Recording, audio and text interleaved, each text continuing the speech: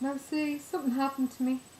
Not just hearing you talk about it tonight, it's important to me that I'm not bananas. I mean, I'm fairly straight, down the line person. Working, I had a good job at DCU. I went back to work after having my daughter, Neve. My husband teaches engineering at DCU.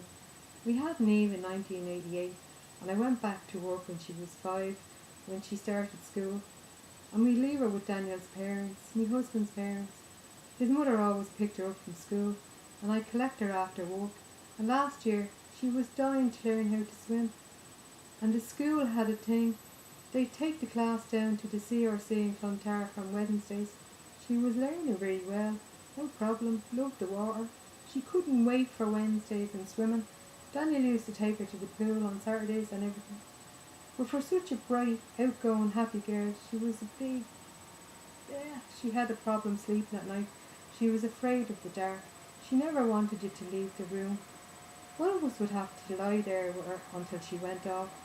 And even when she did, she'd often have to come in and sleep with us. And I'd say to her, "What's wrong? Why don't you go to bed?" But in the daytime, she wouldn't care. Nighttime was a million miles away, and she wouldn't think about it. But at night, there were people at the window, there were people in the attic, and there was someone swimming up the stairs, or coming up the stairs. There were children knocking in the wall, and there was always a man standing across the road, which you'd see. Like there was loads of things. The poor kid. I wanted to bring her to the doctor, but Daniel said she'd grow out of it, and we should be careful, just about boots we got her, and what she saw on the telly and all of this. But I mean, she used to even be scared that when she got up in the morning, that Mummy and Daddy would have gone away, and she'd be in the house on her own. That was one thing she told Daniel's mother, and all the furniture and carpets and everything would be gone. I mean, so I told her after that, we'd never, it was ridiculous.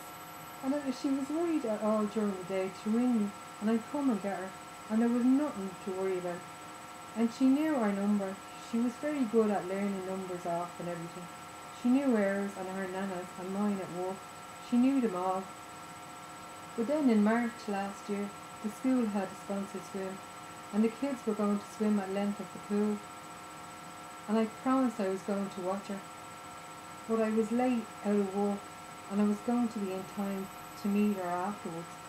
But when I got there was an ambulance, and I thought, the pool is in the Central Medical Clinic. So I thought, it was just somebody being dropped there. I didn't really pay any attention. But when I got in, I saw that there was no one in the pool, and one of the teachers was there with a group of kids, and she was crying, and some of the children were crying. And this woman, another one of the mums, came over and said there'd been an accident, and Neve had hit her head in the pool, and she'd been in the water, and they'd been trying to resuscitate her, but she said she was going to be all right. And I didn't believe it was happening. I thought it must have been someone else, and I was brought into a room, and Neve was on the table. It was a table for a table tennis, and an ambulance man was giving her the kiss of life. And she was in her bathing suit, and the ambulance man said he didn't think what he was doing was working, and he didn't know if she was alive. And he wrapped her in a towel and carried her out to the ambulance, and I got in the back with him. And then he radioed on ahead.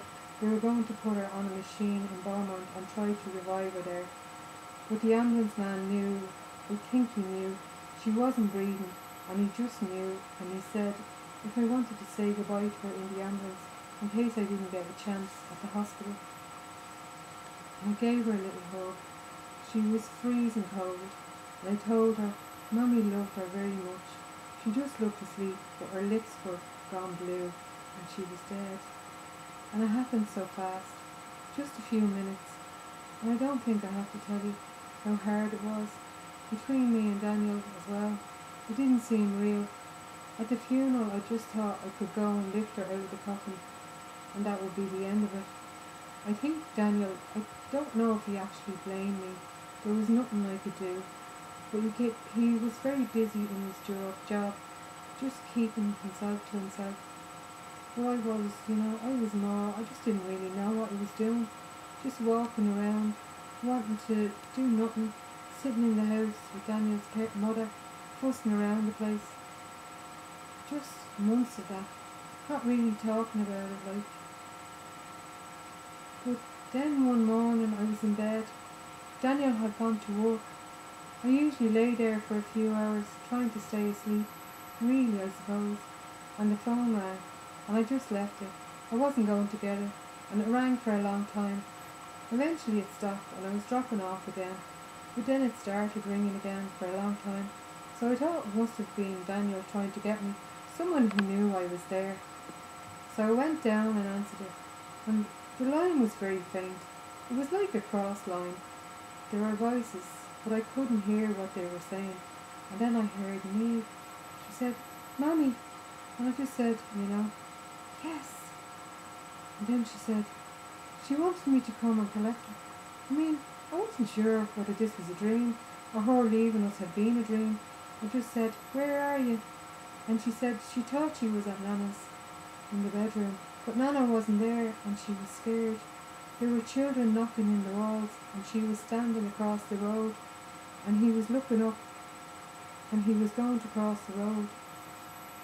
And would I come and get her? It was a man she saw. And I said I would, of course I would. And I dropped the phone and I ran out to the car in just a t-shirt I was asleep in. And I drove to Daniel's mother's house and I could barely see. I was crying so much. I mean, I knew she wasn't going to be there. I knew she was gone. But to think, wherever she was, and there was nothing I could do about it. Daniel's mother got a doctor and I slept for a day or two. But it was Daniel felt that I needed to face up to Neve being gone, but I just thought he should face up to what had happened to me. He was insisting I got some treatment, and then everything will be okay. But what can help that? If she's out there, she still needs me. It's just sad. It's very sad, isn't it?